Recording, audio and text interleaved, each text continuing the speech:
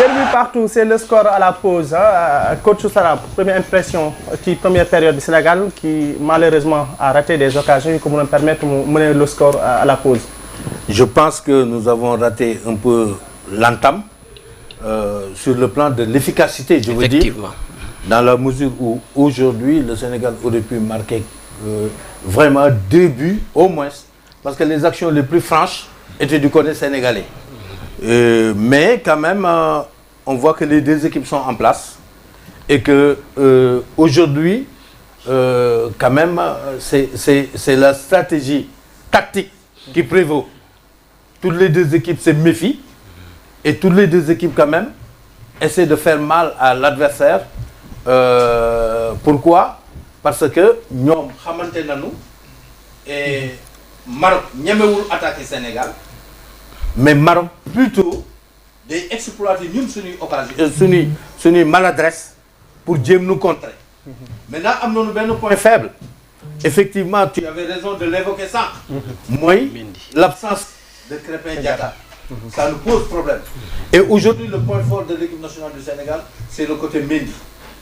Il faut trouver une solution à la mi-temps pour Papiao et ses jours pour quand même au moins essayer de couvrir Mendy, parce que le côté gauche est le côté le plus exposé du côté sénégalais. Maintenant, au niveau du milieu de terrain, il faudrait que les gens se préservent et soient conséquents. Pourquoi? Parce que Lamine Camara est un peu emporté. Et a un carton jaune. Il faut que Mouté qui match lui, parce que c'est très dangereux. À tout moment, il peut récolter un carton rouge. On voit légèrement aussi que l'arbitre a un peu un penchant, parce que l'on day am. C'est-à-dire sur un duel, l'arbitre Bouité Khalé, il est un peu favorable à l'équipe aujourd'hui qui organise. C'est un peu le Maroc. Parce que autant Sénégal a un carton jaune, autant le Maroc méritait des cartons jaunes, parce que quelquefois également, il ne joue pas franc jeu. Très intéressant. Alors, coach Lamine, Sénégal aurait dû mener le score, largement vu la première prestation de première période. Oui, totalement.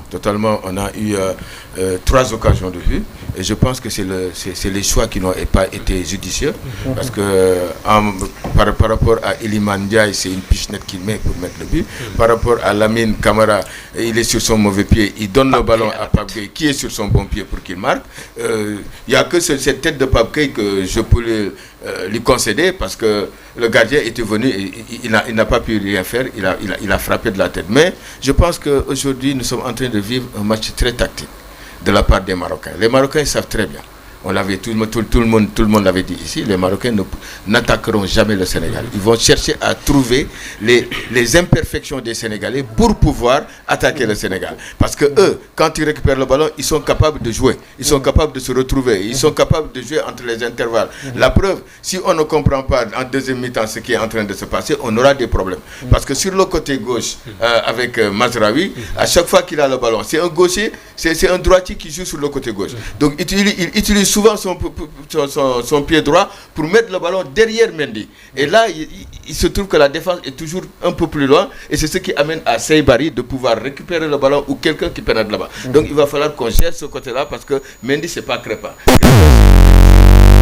Du football, il sait quand le joueur qui a le ballon, il l'interprète avant. Si vous voyez toutes les transversales ou toutes les balles aériennes qu'on a fait sur le côté de Crépin, il les a jouées de la tête. Mais ce n'est pas le cas de Mendy qui vient de rentrer et qui a des problèmes. Donc je pense que Lamine Camara doit essayer à un moment donné de ne plus, est-ce que tu comprends, aller vers l'avant, surtout de préserver la couverture sur Mendy, parce que Seybarri à 1 contre 1, il va avoir l'angle des buts et il va marquer, ou bien il va donner à quelqu'un qui va arriver. La preuve, à un moment donné, il a donné à l'autre qui a failli frapper. Heureusement que Lamine est venu tacler, sinon ça aurait été un but. Non, donc je pense qu'aujourd'hui, les Sénégalais ont la maîtrise du jeu.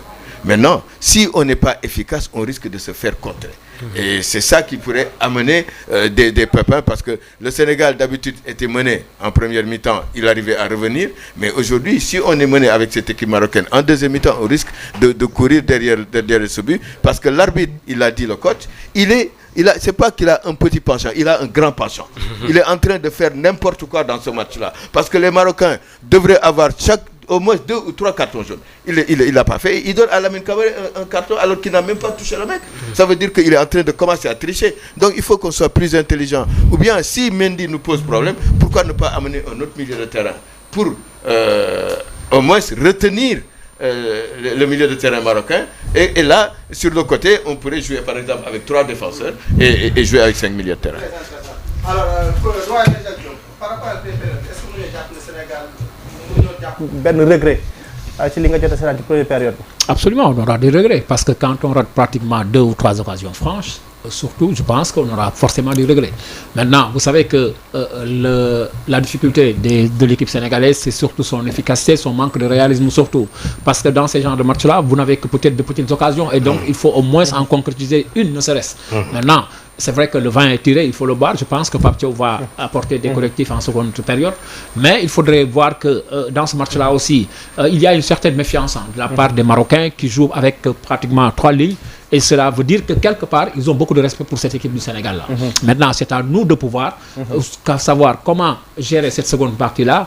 Maintenant, il va falloir aussi que dans les vestiaires, que Pape Thiaw au moins fasse revenir à la raison Lamine Camara. Il est un peu excité et j'ai peur qu'il ne prenne un autre carton qui pourrait au moins être synonyme de carton rouge. Moi, je pense que nous avons fait une très belle première période parce que les gens s'attendaient à ce que le Maroc nous attaque. En première période, on a fait une peut-être une entame mitigée, mais les garçons ont su se rectifier pour quand même contenir cette marée rouge, marée blanche rouge.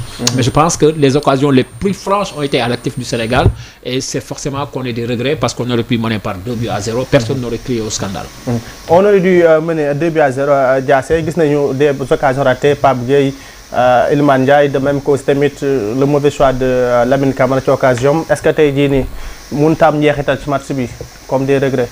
Effectivement, parce que dans ces grands rencontres-là, plier le match, les occasions, c'est très rare.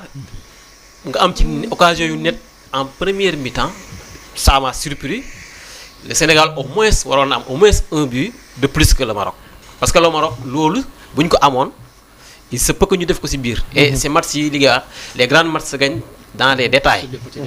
Te loolu ay détails la. Parce que face à face Iliman Ndiaye bi vraiment bu Pape Gueye mën nañu wax ne dafa jege gardien bi Lamine Camara defut passe kon occasion amagutoon parce que passewul mais là il y avait l'occasion franche. Mais c'était une occasion parce que c'était pratiquement il y avait un décalage mais Balé il est beaucoup plus franc parce qu'il est devant le gardien. Il y avait un déséquilibre et un décalage. Non, c'est qu'il n'est pas devant le gardien.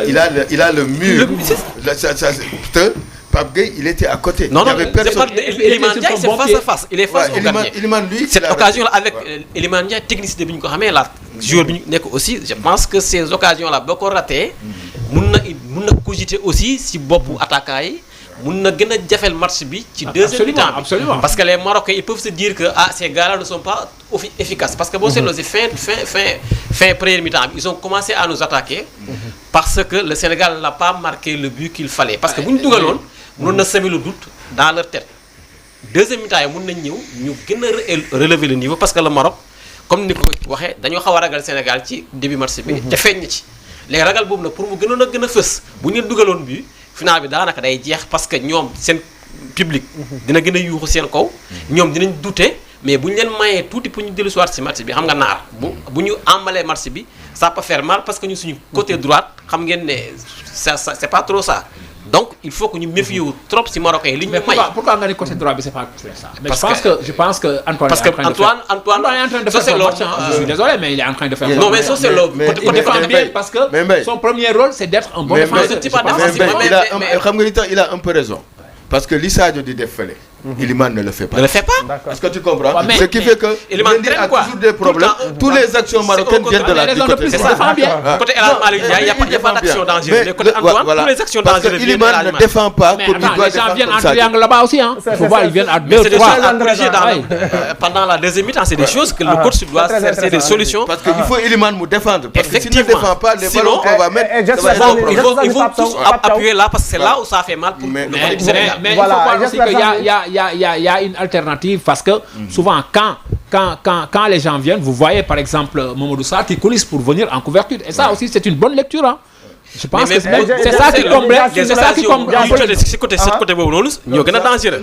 c'est ça qui comble un peu le déficit de Hakimi, il est monté une fois. Une fois. Est-ce que tu comprends? Il a été couvert par Niakhaté. Oui. Yaa ngi dégg. Mais durant tous ces rushs, Sadio Mané day ñëw nekk Sadio était même derrière El Hadj Malick Diouf. El Hadj Malick Diouf parce que xam na la force de l'autre. Léegi de l'autre côté, Iliman Ndiaye. Il accélère même pas sur le porteur de ballon. Tu sais que Iliman même dans son club bu marqué. Mais mun na ñëw même dans son club présence physique C'est lui qui doit marquer. Même dans son club il est comme Mbappé, il ne marque pas. Ouais, mais c'est ça qu'il faut rectifier nag. Il faut voilà je pense que Pape Thiaw moom seetaan na match comme ñun et que ñun li ñu gis na ko ci côté Mendy Antoine Mendy. Alors coach, depuis le début de la compétition ñu ngi doon wax jooy ci réalisme ak manque d'efficacité équipe bi loolu dafa mel ne moom la ñu gisaat tey ji ci match bi. waaw c'est-à-dire match bi aussi il faut voir que ni y a l'enjeu. Bon une finale bon melul na yeneen match yi. mais quand même occasion yi ñu am. waroon nañ ci mën a concrétiser sax au moins benn. parce que occasion yi du bare. est-ce que vous voyez. et dans ces matchs là lenn rek ngay bañ am ay regrets. après donc il faut que nit ñi ñun tam ñu gën a concentré wu dans les 18 mètres dans les 16 mètres 50 des Marocains pour mettre le ballon au fond looloo ñuy jox trophée bi. parce que les occasions deviendront rares 1 contre 1. est-ce que vous voyez je pense que ni bal bi waroon na mën a am meilleur sort. même sur le ballon de Pape Gueye. c'était un ballon bi nga xam ne il fallait battre le gardien. parce que dafa bëgg rek. daf ko xaw a delloo ci gardien bi. alors que il fallait tout simplement mettre ça dans le coin. parce que le ballon il arrive. coupe le ballon direct. tu vois mais rentre avec le ballon dans les buts. c'est possible aussi. est-ce que vous voyez. c'est-à-dire là j'ai peur que ñu am ay regrets parce que on se présente on a des occasions. mais attention aussi. Les Marocains savent se démarquer entre les intervalles. Les Marocains savent se démarquer entre les lignes. Et à 2 fois de suite, je pense qu'ils ont joint les milieux de terrain ou bien les gens, disons, qui comment ça s'appelle qui se démarquent entre les lignes ou bien entre les intervalles. Parce que, par exemple, entre les lignes, moi, ligne défense, ligne milieu, ligne attaque, ci diggante ñaar yooyu dañ fay feeñ.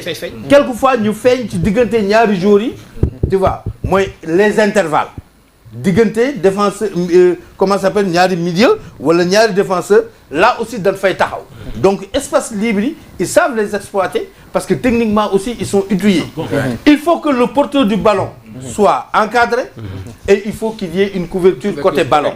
Mais coach, je pense que c'est parce que y a des moments où Lamine Camara dézone. C'est vrai. Lamine Camara dézone, il faudrait que les gens soient plus intelligents pour le remplacer. C'est parce ça. que dès qu'ils perdent le ballon, ils vont jouer là-bas. C'est ce qui a amené que l'autre à un moment donné, il est allé tout seul dans la surface pour déclencher une frappe. Je pense que là, je pense que c'est Iliman Ndiaye qui doit venir combler la place laissée par Lamine. Qui Oui. Iliman Ndiaye, mais il fait pas l'effort de marquage. C'est-à-dire deux choses l'une. Ouais. Soit c'est Iliman, homme de couloir, qui vient fermer complètement Mazraoui, Comme c'est sur le ou bien c'est le côté droit. Lamine Camara qui est sur le côté d'Iliman. Lamine Camara, il est parti. Maintenant, Mais si Lamine Camara est parti, Iliman doit rester. mais le ballon est sur le côté droit. Donc il faut que Pape Gueye vienne là parce que pour joindre le côté gauche, ça va être un peu plus difficile. Mais si on ne fait pas ça, En tout cas, suñu côté gauche, c'est le côté le mieux équilibré et le mieux organisé. Il attaque très bien, il défend Parce très que bien. Sadio soutient El Hadj Malick Diouf. C'est ça. alors il me reste quelques minutes ay quelques minutes moo ma dese rek pour ñu dugg ci seconde période alors Diassé Sénégal deuxième période dafa war a changer maintenir le même rythme wala dafa am lu war a changer pour mën a aborder match bi surtout le reste. Efficacité qu'est-ce que la war a changer ak corriger le fait que ñuy bàyyi tout le temps Antoine Mendy muy am 1 contre Saybari parce que là c'est là où vient tout le temps les occasions marocaines. Côté Sadio Mané ak côté El Hadj Malick là c'est nickel. Ils attaquent très bien, ils défendent très bien mais le côté droit parce que action dangereuse du fa am mais action dangereuse pour Sénégal fa lay jógee donc war na am équilibre au moins s'ils ne savent pas attaquer qu'ils défendent très bien parce que côté Sadio Mané ils attaquent très bien ils défendent très bien donc eux s'ils ne savent pas attaquer ils fassent de telle sorte que ñu limiter attaques yi nga xam ne ñu ngi fay jaar c'est ça que man dama gis. Moi j'abonde dans son sens. Parce que j'aurais été l'entraîneur marocain. Je dis à Saybari. Saybani attaqué ko dugal ak moom ci biir 18 bi 2 choses lay am. Penalty wala centre fou. léegi alors ñu laissé coach bu dee léegi maintenant du côté du Sénégal. ban posture le Sénégal war a am par rapport ak li nga wax surtout Saybar ak moom Brahim Diaz. Comment? Voilà c'est-à-dire yaa ngi wax tout à l'heure ni boo doon coach marocain bi da ngay imposer kii Saybar maintenant bu dee du côté du Sénégal. tey ban taxawaay la war a mën a am surtout ci Saybar yi ak moom Brahim Diaz bi nga xamante ne nii. Non, c'est-à-dire quand le Maroc a le ballon. Forcément il faut que ñu am une couverture. sur Mendy. D'accord. Forcément. Tu vois. Antoine Et milieu de terrain yi. Parce que ci côté bi ñuy manipuler balle bi. fële lay duggee. D'accord. ci beneen côté opposé bi. léegi ñoom bu ñu travailler fii. pour ne pas que gars yi jaar axialement. il faut que ñu couvrir ci côté bi tout simplement. La bascule quelquefois doo ko mën sur 90 minutes. quelquefois dañuy tardé. mais il faut que ñu am kenn kuy sacrifié wu. ñi si des retourné wu. ça il faut que Pape Thiaw. parce que ce bloc là. ñun loolu moo doon suñu force.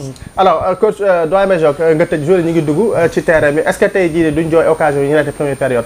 très rapidement. Bon, je ne le pense pas. Tu sais, les occasions de but là, on les marque comme on les rate. Moi, je pense que aussi ça, peut-être que on aurait pu avoir meilleur sort. Maintenant, souhaitons et touchons du bois qu'on n'ait pas de regrets en deuxième mi-temps. Et je pense que la manière dont ils ont abordé, en tout cas la deuxième, en tout cas les 30 dernières minutes, sont tellement satisfaisantes que nous avons bon espoir que cette équipe-là est dans le match. Elle est dans la finale. Alors, on va se suivre la seconde période et tout juste après, on revient sur le plateau pour faire le débrief.